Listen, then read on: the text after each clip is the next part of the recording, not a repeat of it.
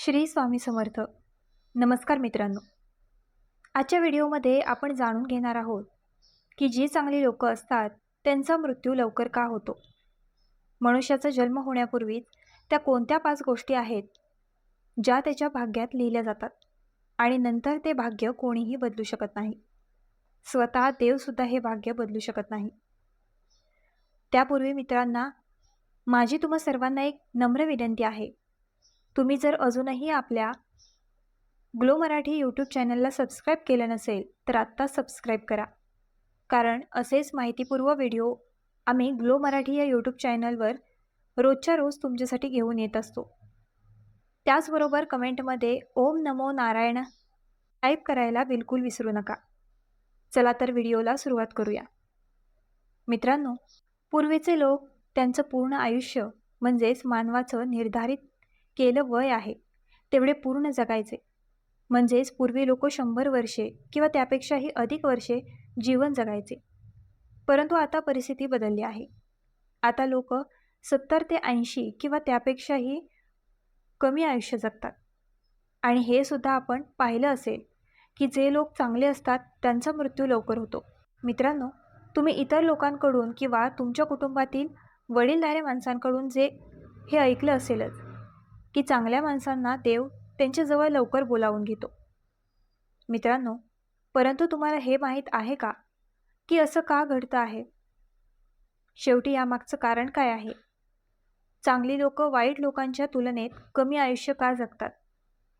तर मित्रांनो, आपण हा मुद्दा चांगल्या प्रकारे समजून घेऊया. मित्रांनो, तुम्ही खूप साऱ्या लोकांच्या तोंडून हे ऐकलं असेल की तो चांगला माणूस होता आणि म्हणूनच देवाने त्याला लवकर बोलावले आहे. जर तो वाईट ड्रेस्ड माणूस असेल तर इतक्या लवकर मेला नसता. मित्रांनो, अनेक ग्रंथांमध्ये या विषयाचा वर्णन केलेलं आहे.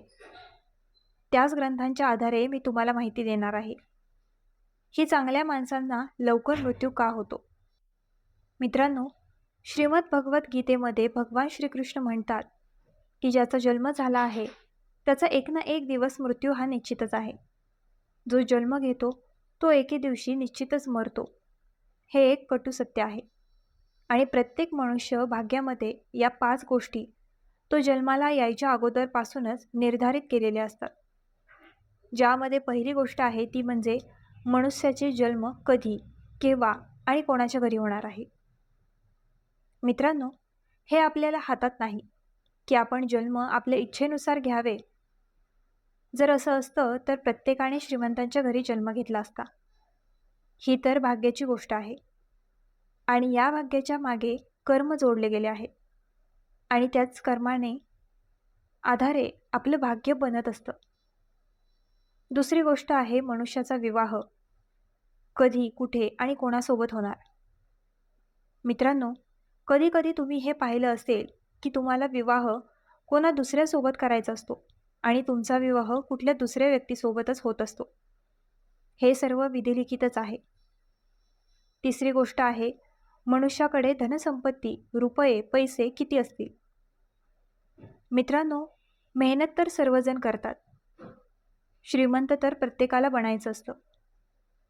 परंतु मित्रांनो, काही लोक असे असतात ज्यांना ताबडतोब यश मिळतं, तर काही लोक उशिरा यशस्वी बनतात. अशाच प्रकारे मेहनत करून काही लोक लवकरच श्रीमंत बनतात, तर काही लोक तेवढीच मेहनत करून फक्त त्यांचा रोजचा खर्च चालू शकेल एवढाच धन कमावू शकतात. कधीकधी कोणाला आकस्मिक धनाची प्राप्ती होते, तर कोणाला त्याच्या वारवडिलांची संपत्ती मिळते. मित्रांनो, चौथी गोष्ट आहे मनुष्य किती बुद्धिमान, किती विद्वान, किती ज्ञानी असेल. एक गुरु त्याच्या सर्व शिष्यांना सारखीच विद्या प्रदान करत असतो, परंतु जो बुद्धिमान शिष्य असतो तो त्या विद्येला लवकर ग्रहण करतो. परंतु जो कमी बुद्धिमान असतो तो त्याच्या बुद्धीनुसार कमी शिक्षेला ग्रहण करतो. देवाने सर्व मनुष्यांना एकसारखेच बनवले आहे. सर्वांची शरीराची रचना एकसारखीच आहे. एक डोकं, 2 डोळे, एक एक तोंड, विचार करण्यासाठी मेंदू, यामध्ये बुद्धी दिली आहे. या जगामध्ये कोणी जास्त बुद्धिमान आहे तर कोणी कमी, तर काही लोक मूर्खाच्या श्रेणीत सुद्धा येतात. मित्रांनो, पाचवी गोष्ट आहे मनुष्याचा मृत्यू कधी, केव्हा आणि कुठे होईल. मनुष्याचा मृत्यू हा त्याचा जन्म घेण्यापूर्वीच त्याच्या भाग्यामध्ये लिहिलेला असतो. तर मित्रांनो, या 5 गोष्टी मनुष्याने जन्म घेण्यापूर्वीच देवाने मनुष्यासाठी निर्धारित केलेल्या असतात आणि या गोष्टी अटळ आहेत. या गोष्टींना कोणीही बदलू शकत नाही. मित्रांनो, भाग्य बनतो कर्मापासून, त्यामुळे कर्म प्रधान आहे आणि मागील जन्माच्या आधारावरच आपलं भाग्य बनत असतं. कर्म आणि भाग्य आपण पुढील उदाहरणांद्वारे समजून घेऊया. एक विद्यार्थी परीक्षा देतो. तो विद्यार्थी प्रश्नाचे उत्तर ज्याप्रमाणे लिहितो त्याच प्रकारे शिक्षक त्याला गुण देत असतात. इथे परीक्षार्थी एक कर्मणी आहे, जो त्याच कर्म करत आहे आणि शिक्षक विधाता आहे, जो त्या विद्यार्थ्याला त्याच्या कर्मानुसार गुण देत आहे. अर्थातच त्याच्या कर्मानुसार त्याचं भाग्य लिहित आहे. मित्रांनो, आशा करते तुम्हाला या उदाहरणाद्वारे कर्म आणि भाग्यामधील फरक समजला असेलच. कर्मानेच भाग्याची उत्पत्ती होते. अनेक ग्रंथांमध्ये, पुराणांमध्ये याबद्दल वर्णन देण्यात आले आहे की मागच्या जन्मात केलेल्या कर्मानुसारच या जन्मात आपल्याला त्याचे फळ मिळत असतं. काही कर्माचे फळ त्याच जन्मात मिळतात, परंतु ज्याप्रमाणे एखादं पात्र जर छोटं असेल आणि त्यामध्ये भरणारी वस्तू ही जास्त असेल, तर त्या वस्तूला दुसऱ्या पात्रात भरले जाते.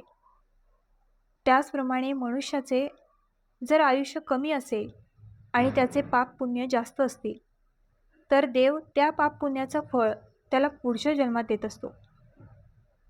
मित्रांनो, मनुष्य कर्म करण्यासाठी फक्त स्वतंत्र आहे. बाकी कर्माचे फळ देव त्याला देत असतो. चांगले कर्म चांगल्या भाग्याला बनवतात. अर्थातच चांगले कर्म चांगल्या भाग्याचे निर्माण करत असतात आणि म्हणूनच मनुष्याने नेहमी चांगले कर्म करत राहायला हवे, जेणेकरून त्याचे भाग्य चांगले बनेल आणि त्याच्या जीवनात नेहमी सुख समाधान असेल.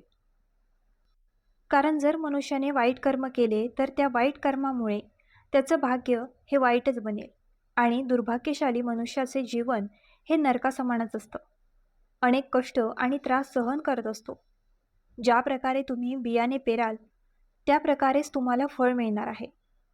जर तुम्ही एखादं फुलझाड किंवा फळझाड लावलं तर त्यापासून तुम्हाला फुले किंवा फळच मिळणार आहे आणि जर तुम्ही एखादं काटेरी वृक्ष लावलं तर त्यापासून तुम्हाला त्रास देणारं काटेरी वृक्ष मिळणार आहे.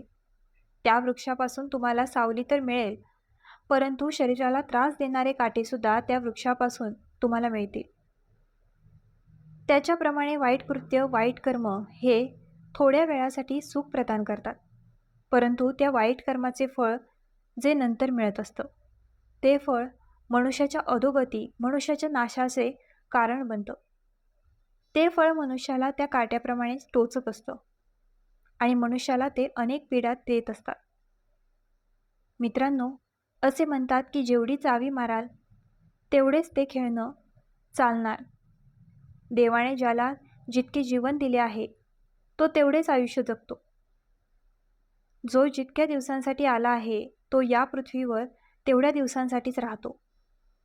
मित्रांनो, कोणत्या गोष्टीचा अभिमान करायचा, कोणत्या गोष्टीचा घमंड करायचा? रुपया, पैसा, धनसंपत्ती आज आहे तर उद्या नाही.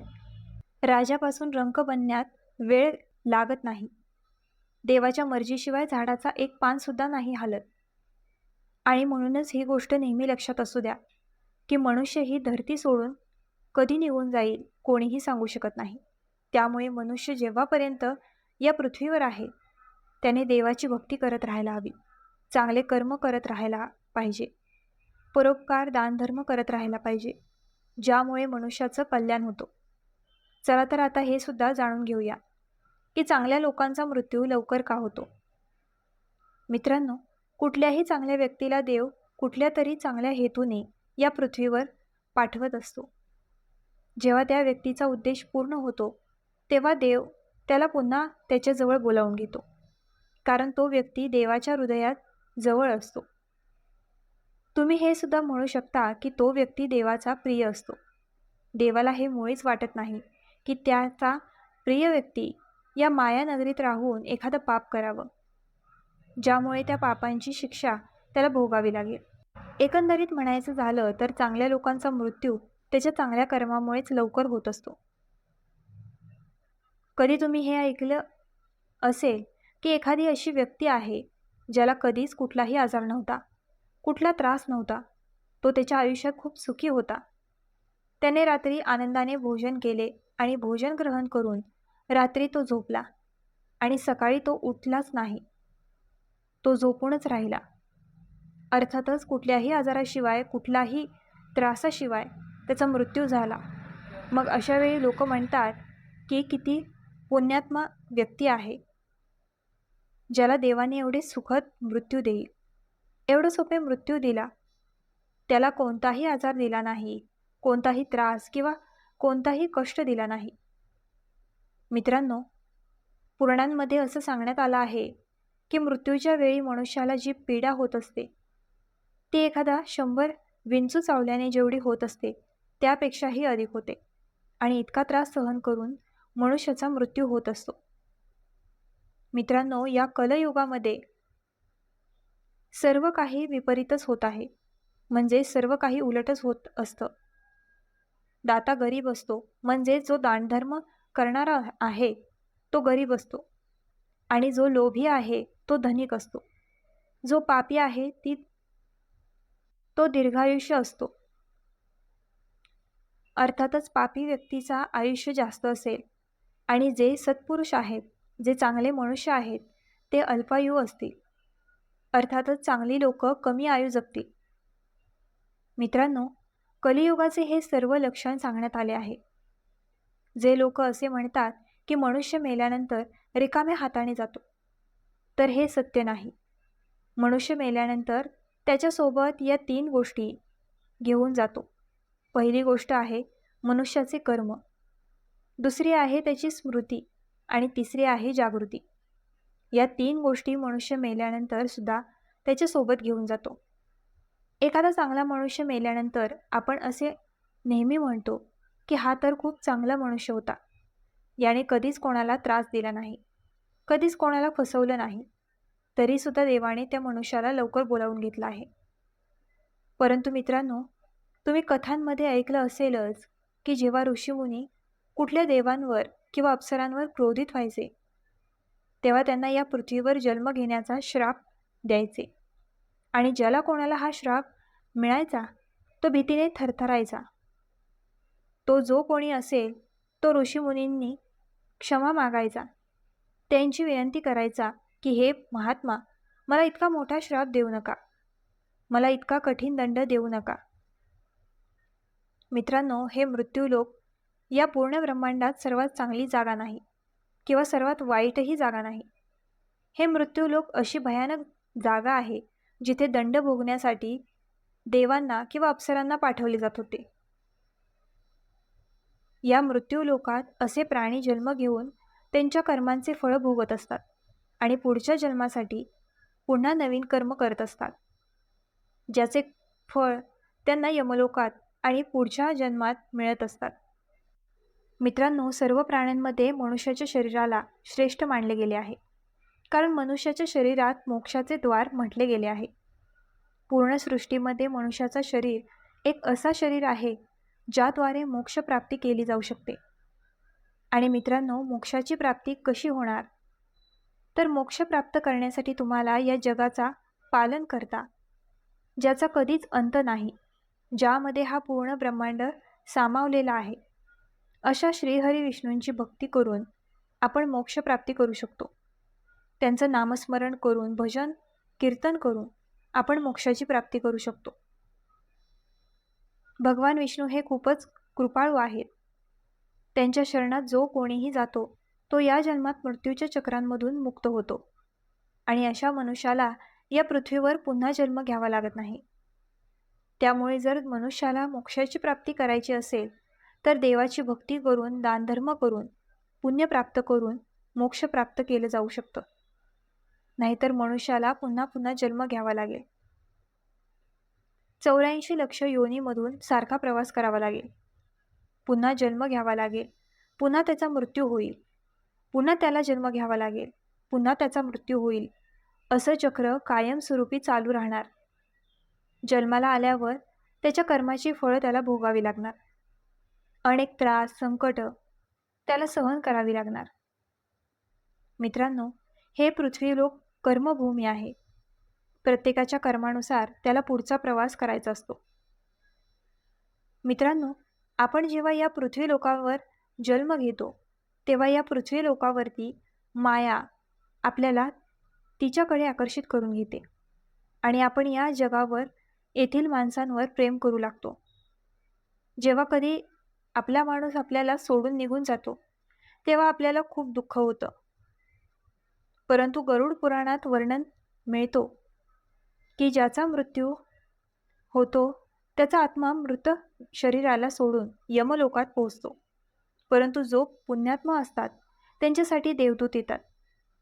परंतु जर कोणी पापी मनुष्य असेल, ज्याने पृथ्वीवर खूपच पाप केले आहे, त्याने अन्य लोकांना खूप सतावले असेल, तर पुढच्या जन्मात त्याला जास्त आयुष्य दिले जाते, कारण जेणेकरून तो त्याच्या पापांचे फळ त्याच्या पूर्ण आयुष्यात भोगू शकेल. मित्रांनो, आजचा हा व्हिडिओ तुम्हाला कसा वाटला आम्हाला कमेंट करून नक्की सांगा आणि आपल्या ग्लो मराठी चॅनलला लाईक, शेअर, सबस्क्राईब आणि हाईप करायला विसरू नका.